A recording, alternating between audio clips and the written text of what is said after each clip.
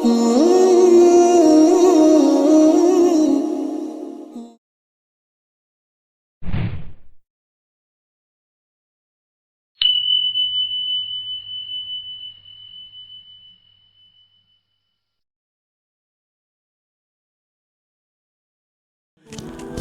اللہ الرحمن الرحیم۔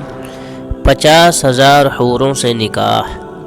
حضرت سیدنا ابن عباس رضی اللہ عنہما اور حضرت سیدنا کعب احبار رضی اللہ عنہ سے روایت ہے کہ بنی اسرائیل میں ایک عبادت گزار شخص تھا جو لوگوں سے الگ رہ کر عبادت کرتا تھا۔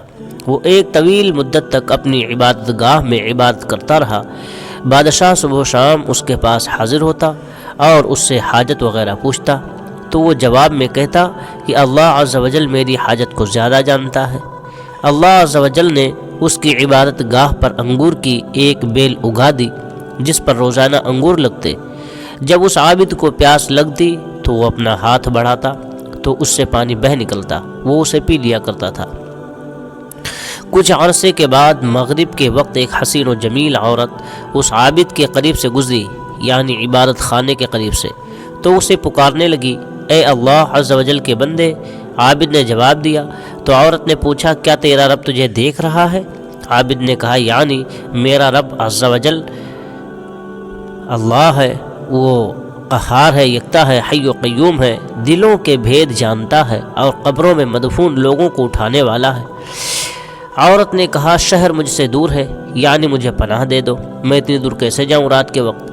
عابد نے کہا، اوپر آ جاؤ۔ جب وہ عورت عبادت گاہ میں داخل ہوئی تو اپنے کپڑے اتار کر برہنہ ہو گئی اور عابد کو دعوت نظارہ پیش کرنے لگی۔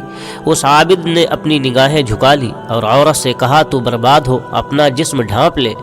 عورت بولی، اگر آج رات تو مجھ سے نفع اٹھا لے گا تو تیرا کیا جائے گا؟ تو اس عابد نے اپنے نفس سے پوچھا، تو کیا کہتا ہے؟ نفس بولا، خدا کی قسم میں تو اس موقع سے ضرور نفع اٹھاؤں گا۔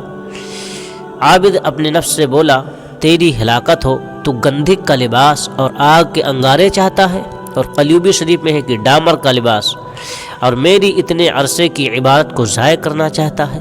کیا تو نہیں جانتا کہ زانی کی بخشش نہ ہوگی اور اسے منہ کے بل جہنم میں ڈھکیل دیا جائے گا؟ اللہ اکبر۔ جہنم کی آگ کبھی نہ بجھے گی اور نہ ہی فنا ہوگی۔ مجھے اندیشہ ہے کہ اللہ عز و جل تجھ پر ایسا غضب فرمائے گا کہ پھر کبھی تجھ سے راضی نہ ہوگا۔ جب اس کے نفس نے اسے مزید ورغلایا تو وہ عابد بولا، میں تجھے دنیا کی ہلکی آگ پر پیش کرتا ہوں، اگر تو نے اسے برداشت کر لیا تو تجھے آج رات اس عورت سے نفع اٹھانے دوں گا۔ پھر اس نے چراغ میں تیل ڈالا اور اس کی بتی کو اوپر کر دیا۔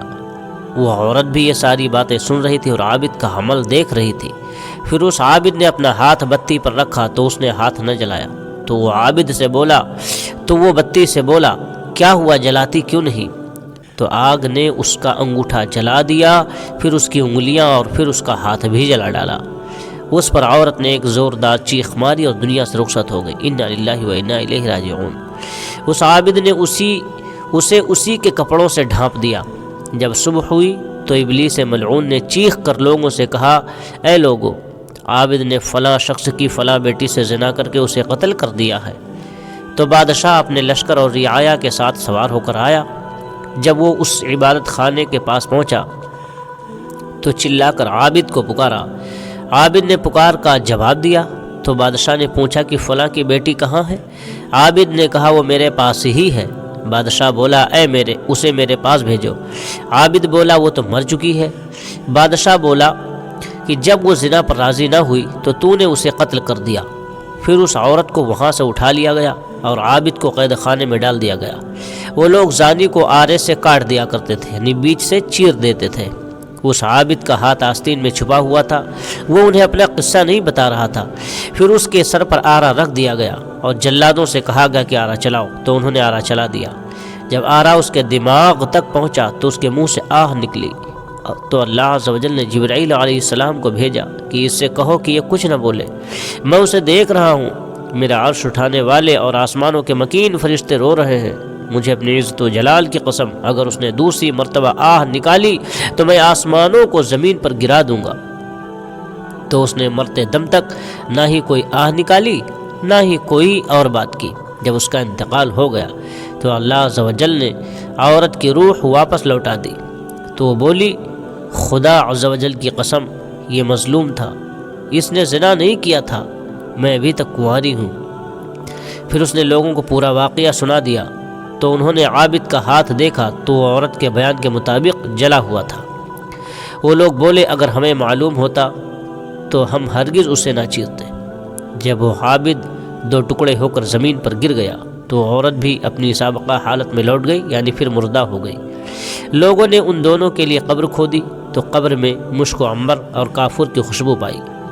جب وہ جنازہ ادا کرنے کے لیے ان کے پاس پہنچے تو آسمان سے ایک منادی نے انہیں ندا دی، ٹھہر جاؤ، پہلے ملائکہ کو جنازہ پڑھنے دو۔ پھر ان لوگوں نے ان کا جنازہ پڑھا اور انہیں دفن کر دیا تو اللہ عز و جل نے ان کی قبر پر یاسمین کا پیڑ اگا دیا، اور انہوں نے ان کی قبر پر ایک تختہ پڑا ہوا دیکھا۔ اس پر لکھا ہوا تھا کہ اللہ کے نام سے شروع، جو نہایت مہربان اور رحم والا۔ اللہ کی طرف سے اپنے بندے اور ولی کے لیے میں نے اپنے عرش کے نیچے ایک منبر نصب کیا اور اپنے ملائکہ کو جمع کیا۔ جبرائیل علیہ السلام نے خطبہ دیا اور میں نے اپنے فرشتوں کو گواہ بنایا کہ میں نے فردوس کی 50,000 حوریں تیرے نکاح میں دے دی، سبحان اللہ، اور میں اپنے فرمانبردار اور ڈرنے والے بندوں سے ایسے ہی پیش آتا ہوں۔ اللہ کی ان پر رحمت ہو اور ان کے صدقے ہم سب کی مغفرت ہو، آمین۔ اس میں ایک بہت بڑا سبق ہمارے نوجوان حضرات کے لیے ہے کہ اپنی نگاہوں کو نیچی رکھیں اور شرم پیدا کریں اور اس قبیح عادت اور اس قبیح عمل، برے عمل سے اپنے آپ کو بچاتے رہیں۔ زنا بہت خطرناک چیز ہے۔ بات اچھی لگے تو لائک، کمنٹ اور شیئر کریں۔ چینل پر نئے ہیں تو سبسکرائب ضرور کریں۔ آپ کا میزبان دلشاد رضا رضوی، السلام علیکم۔